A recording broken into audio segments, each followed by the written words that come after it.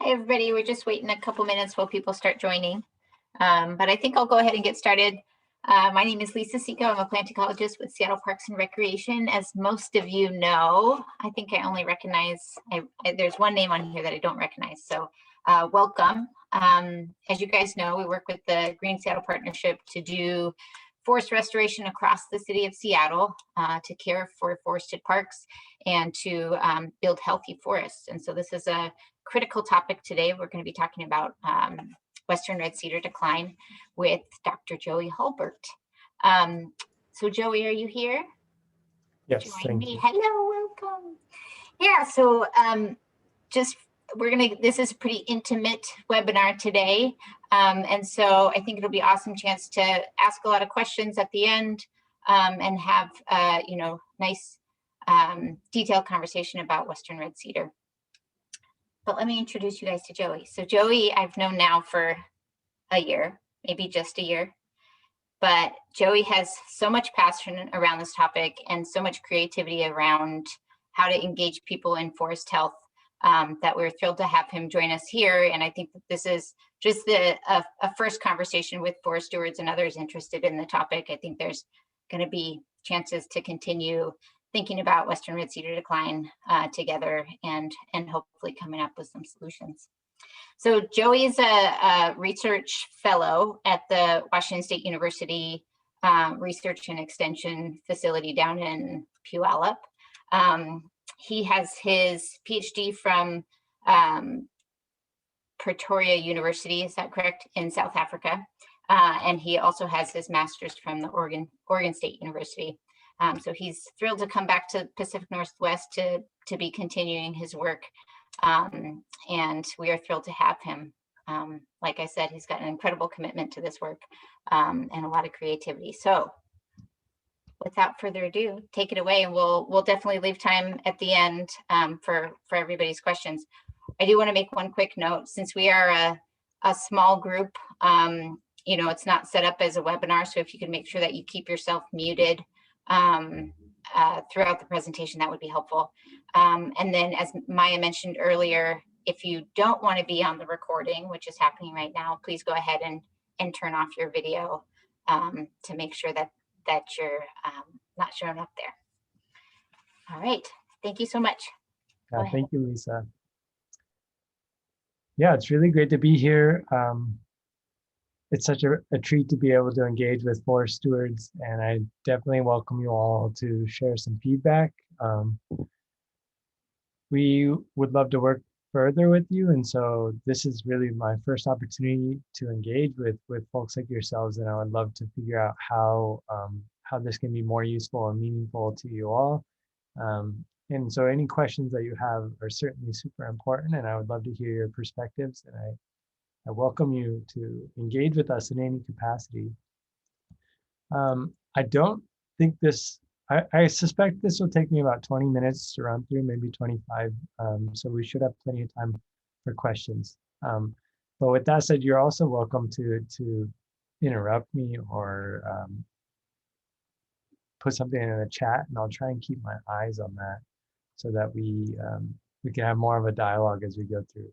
It's nice to have a small group, and I really welcome you all to kind of take advantage of that and speak up when you have a question, so that this is useful and meaningful to you. I'm gonna briefly talk about kind of this Forest Health Watch program that we're building now, but our main interest right now is trying to create shared understanding around what's happening with Western red cedar. However, there's a lot of different directions to take this, so I would love to hear if you have other concerns, and maybe it would be appropriate to form a more broad community science approach to address those concerns. So I'm going to just really briefly introduce myself and the program I'm coming to you from, and then we'll talk about red cedar specifically in this broader Forest Health Watch program. And then I'll emphasize and I'll show you how some community scientists are already engaging with the project, and how that engagement will help us achieve and accelerate research. identify some solutions. So before I begin, I do want to acknowledge that we are really privileged to be working and learning and exploring and discovering on the indigenous homelands of, the homelands of many indigenous peoples, specifically, the Coast Salish peoples here in the Puget Sound region. But today I'm coming to you from Tacoma, so I just really want to acknowledge that I do a lot of my exploring and studying on the traditional homelands of the Puyallup tribe of Indians, but we also explore in a lot of areas that are the ancestral lands of many Coast Salish peoples. In Seattle, we're definitely involved, and we work closely with the Snoqualmie tribe, and there's many other indigenous nations that it's important to acknowledge, especially when we're talking about Western red cedar, which is such a culturally important species. And I'll discuss that a little more. So I'm going to briefly introduce myself. As Lisa mentioned, I'm a research fellow. That means I have a stipend provided by the USDA to help me, to support me in the research that we're doing. And that involves leading this program, the Forest Health Watch program. And I have the privilege, as I mentioned, to work and learn on the traditional homelands of the Puyallup tribe because I'm based at the Research and Extension Center in Puyallup, which is a WSU research center. Just a little bit east of Tacoma, and I really welcome you all to come and visit sometime if you want to see some seedlings and some of our research around tree species. But there I'm part of this program called the Ornamental Plant Pathology Program, which is a group of researchers. We're mostly focused on plant diseases, and although we work on some ornamentals, we mostly work on native species. A lot of the work we do is actually to support the Christmas tree industry. The Northwest provides 1/3 of the Christmas trees that are sold nationally every year. And what's great about this is this really extends into all conifers. And so the work we do with Christmas tree growers is typically on native Abies species. So we really have this robust understanding of diseases of fir trees and conifer trees. We also do some research on madrone. And we have a common garden study in Puyallup where we are looking at different populations of madrone in relation to their susceptibility to things like the leaf blight and stuff like that. Also, stemming from my background at Oregon State University, where I worked on a tree disease called sudden oak death, we also try and manage microorganisms that cause diseases like sudden oak death in native plant producing situations and also like horticultural trade. So I really just wanted to highlight our program and who we are so that you know we're there as a resource. And you're welcome to contact us if you have any questions about tree health or plant health in general. So I mentioned I'm a postdoc fellow there. I'm mentored by a gentleman named Gary Chastagner, who's really the expert on Christmas tree or conifer diseases and insect pests. Marianne Elliott leads a program with Michael Yadrick from the City of Seattle Parks and Rec called the Arbutus Army, and which is a really neat initiative for all things madrone. If you care about madrone and you want to stay up to date on the latest research and the latest news regarding madrone, there's this program called the Arbutus Army. And I encourage you to just Google that if you're interested. And so that's led by Marianne. So I'm very grateful to have support and mentorship from Marianne as well. And we've also been joined by Todd Murray. And I just like to emphasize that this is really the team forest health that's present in the Puyallup Research and Extension Center. And we're there as a resource to you all. So there's a lot of forest health issues in the region. You may have heard of swordfern decline, and now there's some concern around Western hemlock and other things like that. But we really decided to focus on Western red cedar after engaging with partners like Lisa and other stakeholders in the region and collaborators who identified Western red cedar and the dieback that we're seeing as their primary concern. And this is largely because Western red cedar is extremely important. it's really important in terms of the role it's played in the cultural legacy of the peoples in the Northwest. And if you just look on this Washington State Historical Society webpage, there's numerous photos that really demonstrate how much utility this species has provided to people in the Northwest for so long. But in addition to that, cities like Seattle were really founded on forestry. I'm getting ahead of myself. I do want to just emphasize um, that I really like this diagram that's provided by Heidi Bowen in her book called Peoples of Cascadia. And I picked up my copy of this book at a used bookstore there on the Ave in Seattle. And so it's a neat book that if you can find, it has this incredible diagram that really demonstrates how Western red cedar is considered the tree of life because there's so many products that support one's health from birth until they die, essentially, which is largely why it's referred to as the tree of life. But as I mentioned, red cedar is also critical and is also really important when we think of our industrial heritage in the Northwest, and you think of cities and neighborhoods in Seattle like Ballard, which was really founded, and you may have heard it referred to as a shingle town at some point, because of the red cedar shingle production and the industry around red cedar that is so integral to the history of cities like Tacoma and Seattle. So I just want to illustrate that red cedar is really important for cultural legacy and our industrial heritage. Ecologically, red cedar is really important in terms of habitat and some of the other processes that trees play and that trees contribute in natural systems. In some cases around the Puget Sound, you can find entire stands of almost pure Western red cedar, but typically it's commingled with other species like Douglas fir and Western hemlock. If we just look at the urban environment alone, we know Western red cedar is playing a pretty significant role in Seattle. There's about 2,000 red cedar trees that we know of, individual trees that we know of in the city. And so those 2,000 trees are every day providing important services like reducing the effects of heat in our long summer droughts, improving our air quality, improving our mental health, and all these things. So just thinking about the footprint alone that red cedar has in our city, we know this is a really important species to conserve and protect and understand what's going on. I also invite you on our webpage, foresthealth.org/Seattle. There's just a little storyboard that talks about red cedar in the city, and you can click on these tabs and actually explore the street tree data where red cedar is and the iNaturalist data to see where some red cedar trees are near you. But also in regard to the footprint, we can look at the distribution of red cedar. We know it has this pretty substantial footprint in the Northwest where it goes all the way down to the redwoods, all the way up to Alaska, and as far east as western Montana. And so we know because this has such a robust distribution, we really need to understand what's going on so that we can continue to keep Western red cedar on our landscape for future generations.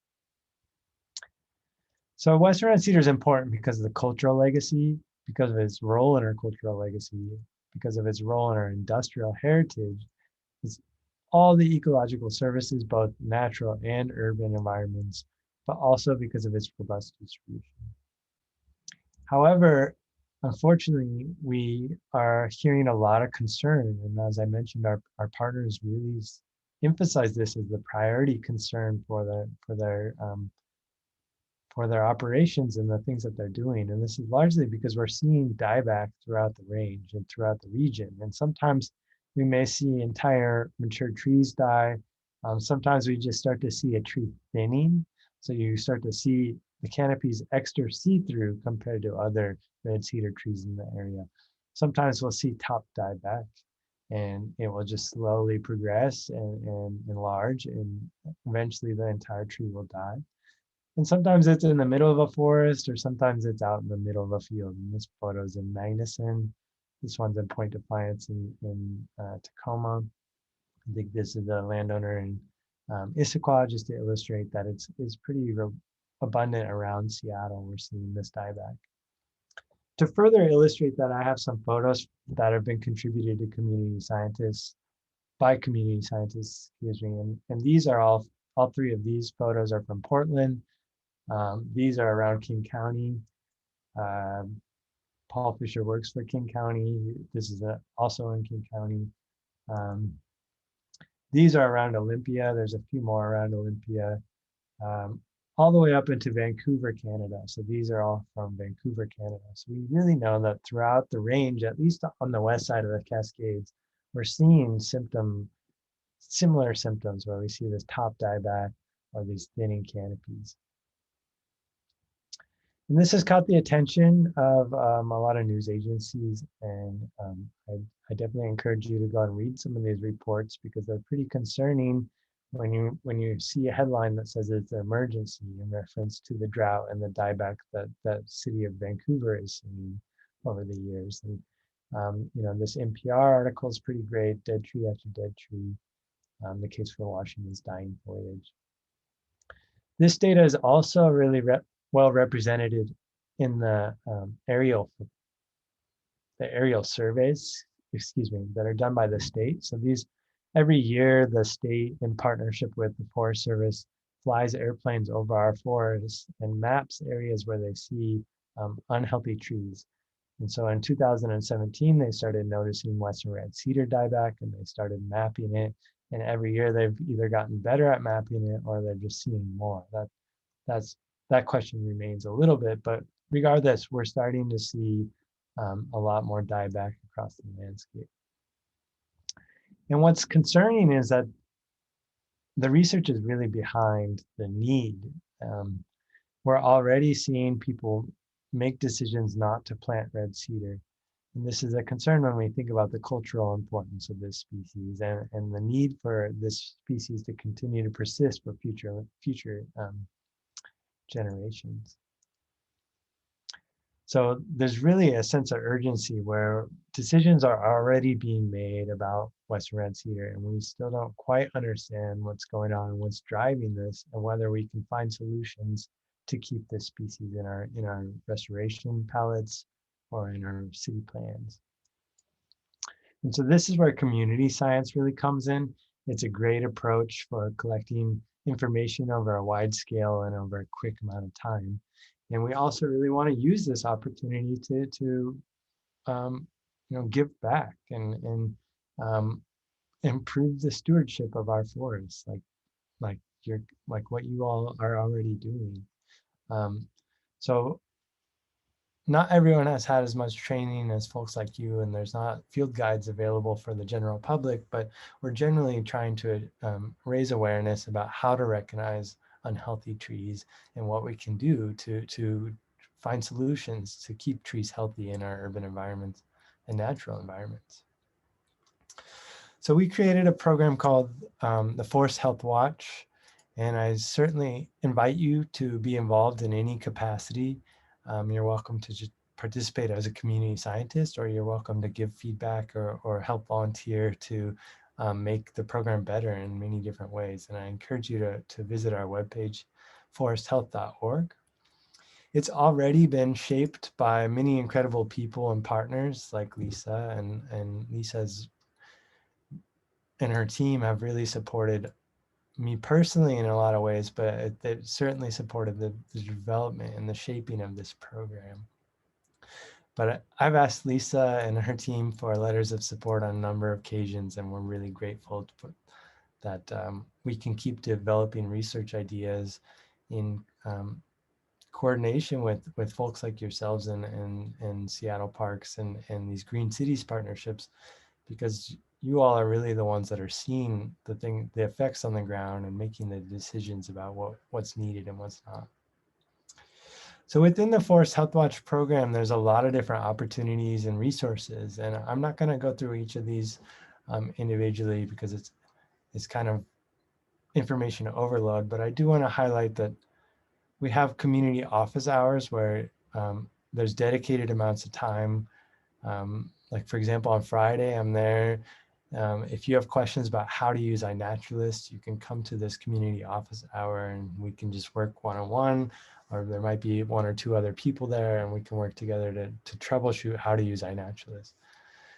We also have research updates. So on Monday is our May research update. We do this every month, where we sit back and we look at the information that's being shared by community scientists, and we try and start looking for patterns. Now, at this point, it's a little early to really say anything with confidence, but as more and more observations are collected and shared, the confidence around those patterns will grow, and we'll be able to really see some useful information come out of that data. So I encourage you to engage with us in those ways. You can find links to register for those on our webpage, foresthealth.org.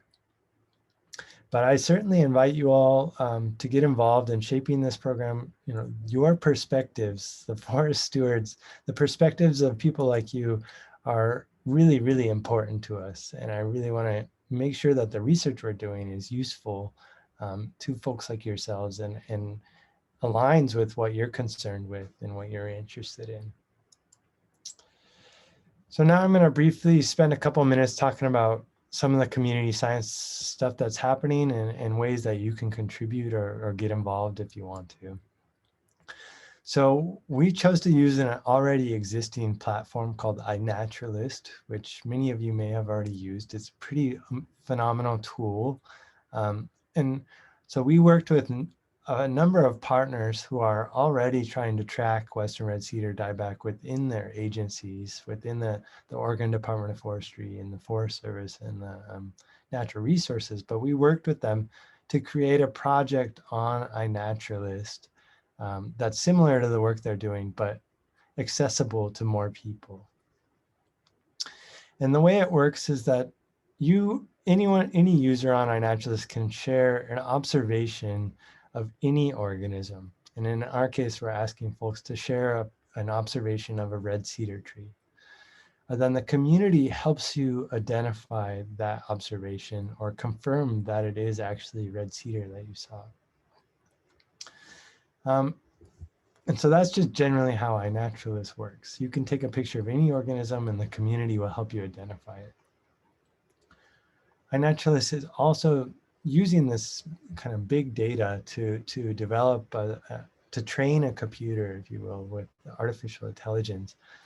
So the computer, there's an app called Seek, which is a sister project to iNaturalist, where you can essentially scan a leaf of a tree, and Seek will tell you, based on that computer algorithm, what species it is. And it's pretty accurate. It's pretty impressive, especially with plants. And so I encourage you to check that out. But generally, I'm going to walk you through how you contribute to this specific project that we made on iNaturalist. So generally, one needs to join the project. And so you create an account on iNaturalist and you join the Western red-cedar dieback map project. And then when you are adding an observation, whether you can do this on your computer or you can do it on your smartphone or your tablet or whatever your mobile device is. But generally you add an observation, you add some pictures and you identify it and you say, I think this is Western red-cedar.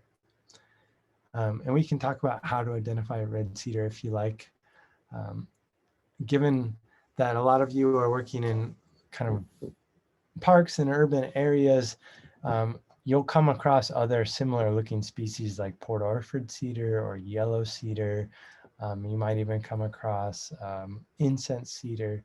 So it's pretty important to understand what to look for Western red cedar.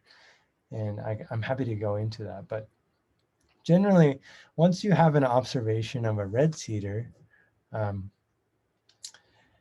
you then need to tag the project. So first you have to join the project, and then when you're adding an observation, you can tag the project. And when you tag the Western red-cedar dieback map project, it asks you a few other questions about the observation. For example, it asks you, what symptoms did you see? Was the canopy healthy, or did you see thinning, or did you see dieback? To illustrate that, so it'll ask you, What symptoms did you see? Was the canopy really thin and easy to see through? Was the top dying? Or was the tree completely dead? You know, those kind of questions.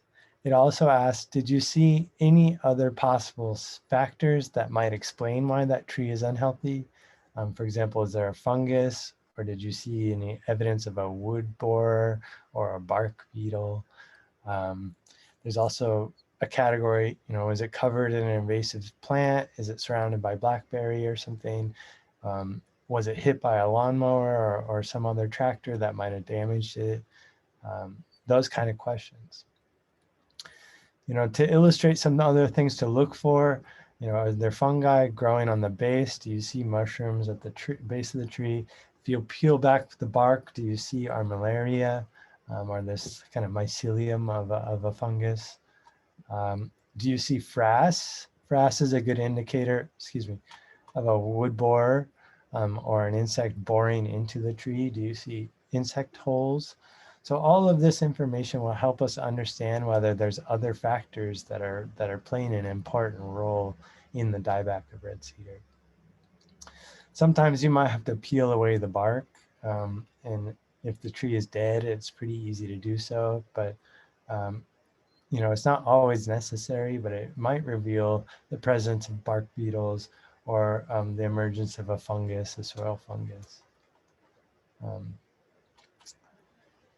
Again, just illustrating some bark beetles, they usually leave these galleries, these patterns on, in this case, this is like the xylem, but you can also find them in the bark that you peel off. And you probably already are aware, but based on the shape of those galleries, you can identify which species of beetle it is. It's pretty cool.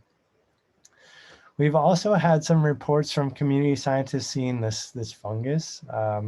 And so these are specifically in Seattle and around Seattle, and I'd be interested to know if you're seeing this fungus on some of the cedars you're seeing. In both cases, these trees were still alive and this fungus was growing on them. So it is a little bit concerning, but we still don't know much about it. Another question that the project will ask you is what is the site type? What's the site like? Is the tree growing next to the road? Is the tree, you know, in the middle of a forest, or is that out in a field, right? So these kind of questions are helping us identify where red cedar trees are vulnerable and where we may and may not want to plant them in the future. So this is where we were yesterday. We've from the help of 241 people have joined the project. 100 of those people have shared observations, close to 600 observations. And what's cool is we're really starting to see this kind of regional collection of data in Canada all the way down to Oregon. And so it's a neat demonstration of the real power of community science. And thanks to the help of a volunteer named Tyler Sheldon, who's a computer scientist, we have this dashboard, if you will, on our webpage, foresthealth.org/analyses, and this updates every night. And it just kind of demonstrates, it's another way to visualize the data. And so our goal of 2021 is to reach 2021 observations. And if we can reach that goal, then we'll have pretty good understanding of what's going on and some good understanding of the patterns. So we're about 30% of the way with that goal. I think this, oops. So again, this is just illustrating that this is on our webpage. I'm unclear, are you with me on my slide now? Yeah. Okay, thank you. I need to disable the clicking of the link, but let's see. So in that same page, you'll also see kind of a visualization of what we're seeing with some of the overall data. You know, what's neat is that more than 50% of the trees that have been shared are still healthy, which is great. It's almost as important to know where trees are still healthy as where they're unhealthy. And this will help us when we're trying to figure out which environmental parameters are important. And I'm going to talk about that in a second. So this, again, you can go and see a little preliminary analysis on our webpage here. And I do want to illustrate that, so far we're really focusing on Western red cedar, but we've also taken what we've learned with iNaturalist, and we've now created other projects around other species that might be unhealthy. And so I welcome you, to share healthy and unhealthy Doug fir or big leaf maple, just so we can start tracking where that's happening and start to look at kind of the landscape level patterns and where it's not happening. I also want to highlight that in the fall, we're going to start collecting soil so that we can compare the fungal communities in healthy and unhealthy red cedar trees. And one, we can look and see if there's different beneficial fungi and if there's different harmful fungi with plant pathogens. But I just have a couple more slides where I want to illustrate how this community science data is going to be useful in the next steps for moving forward with this information. So one, it's really giving us a good understanding of where dieback's occurring and where it isn't occurring. And this will help us understand where trees are vulnerable in the future. This is pretty biased to the west side at the moment because that's where most of our participants are, but we are working with more communities and trying to engage more communities on the east side so that we can start to get a greater distribution of the information. It's also giving us some preliminary ideas of what site conditions might be consistent where trees are vulnerable and where they're not. For example, are we seeing most dieback in areas that are flat, or are we seeing most dieback in areas that are on a slope? But don't take this diagram literally. I need to update it. This is from the very, very early days of the project. It probably doesn't hold up at this point. With this information, we also want to do overlay analyses where we can start to look at which environmental parameters are the most important for explaining where we're seeing dieback and where we're not. Is it in areas that are the hottest, or is it in areas that get the least amount of rainfall? Is it temperature, or is it precipitation, or is it the cumulative absence of both, or which environmental parameter is the most important? Once we identify that, we can really start to look at other tools for seed selection and things like that, which I'll go into. I did want to just mention that the city of Seattle, or I think it's King County wide, just released some surface heat data that we're exploring now. And so these are at different times of day, kind of showing where the coldest and hottest times of the day are throughout the day. I'm honestly working on this as earlier today, so it's really in its immediate infancy, but our hope is to kind of randomly pick points that are in these different heat zones and then work with communities to test a hypothesis about, we hypothesize that red cedar is going to be less healthy in hotter areas of the city. And we can talk about that more if you're interested.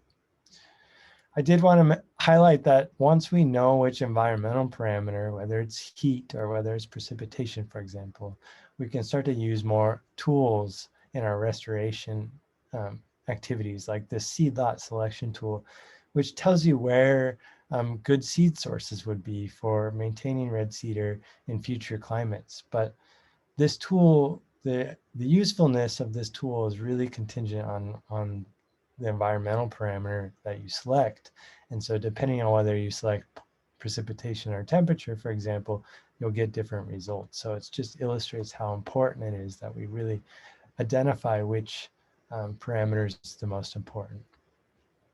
Then once we know where trees are vulnerable and which environmental parameters are important, we can start to screen other populations of red cedar against those parameters so that we can find a better adapted population to grow in our areas for future environments or future generations.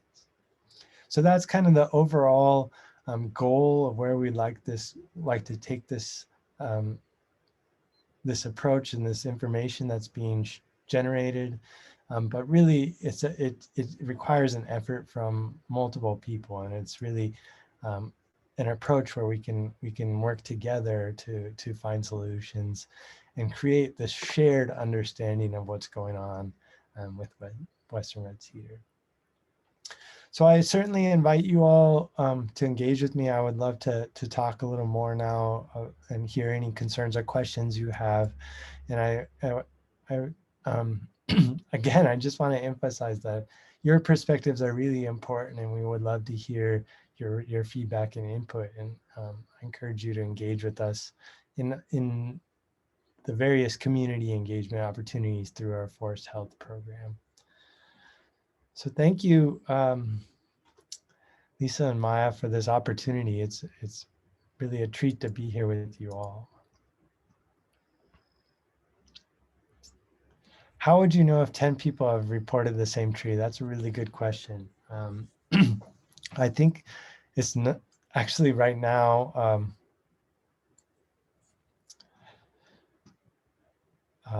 Right now, there isn't a way to determine that. iNaturalist doesn't automatically pick it up. And I guess at this point, we're not entirely concerned with that. I think that we will be able to work around that in the analyses later on when we're looking at the data. We may just pick a certain random number of trees per given area rather than use all the trees so that we avoid some of those biases. This is one of the troubles of community science, is how do you avoid sampling fragmentation and biases and things like,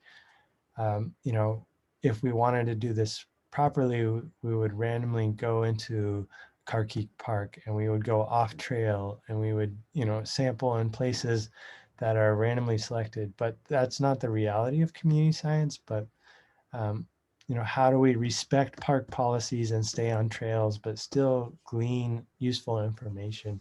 And there is a lot of statistics and a lot of methods out there to get around those kind of issues. But at this time,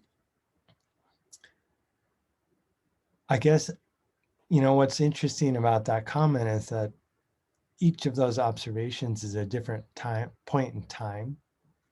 And so in some ways, we might want to take a photo of the same tree 10 times over the course of a year. And maybe, we can really watch what happens to that tree over the course of that year. And so I think there's some neat opportunity to do some intentional repeat photography, like what we're talking about. And if there's like a certain tree in a park that's special to you, then let's set something like that up and start recording it over time. I haven't heard of the cedars at Camp Long, but I have heard of Camp Long, and I know, red cedar is really important. It's a longhouse, right? That's made of red cedar. And Oh, that's a different site. Okay. But I will make a point of reporting it next time because I've seen that specific fungus there and been concerned. And there's definitely signs of decline in the cedar. It's a very exposed site. So lots of big leaf maple decline as well. Yeah. Yeah, one of the questions we have in our naturalist now is, are there any other unhealthy trees in the area where we can hopefully start to pick out, is it the same thing going on with sword fern, and are both sword fern and cedars dying in the same site at Seward, or or big leaf maple and cedar? And if that's the case, then it really does seem like it's a big abiotic thing that's driving them. And generally the consensus is that drought is stressing these trees out and they're becoming more vulnerable to other things that are happening, other microbes and insects that are already present. And I would add that that's one of our lessons learned with the sword fern decline work that's happened to date at Seward Park and beyond. That when you start seeing decline, you can really narrow in and focus so closely on one species that you forget to kind of step back and look at the ecology across the site and the conditions. So I'm happy to hear that you guys are including kind of signs and notes of other decline, just so that that can be part of the story, and so that it kind of has people step back and look around and see if there's other trends. Wow. Yeah, that's good feedback. Thank you, Lisa. I do think there's nothing wrong with looking at something really intensely, and the swordfern thing is really concerning. But yeah, that's such a unique piece of property, and it is important to understand what's going on kind of across the whole ecosystem. I do think that each tree is adapted in a different way to manage and handle those stresses. So red cedar, for example, is generally thought to be a shallow rooting species, and so it might be more vulnerable than hemlock or something on that site. But I could talk about that too. It does seem like some of the complexity that's come up with the red cedar stuff is that the trees are pretty well adapted to their sites in each case. And if the cedar's near a body of water or a stream, it has shallow roots. Whereas if the cedar's on the top of a slope, it puts its roots pretty deep. And that is, then the cedars that have shallow roots are more vulnerable to a change in the water table than a cedar that has really deep roots. And so that's contributing to the complexity of this story. It's not just simply all the trees near water and all the trees on top of slopes. But yeah, if we're seeing effects across multiple species on the same site, then that's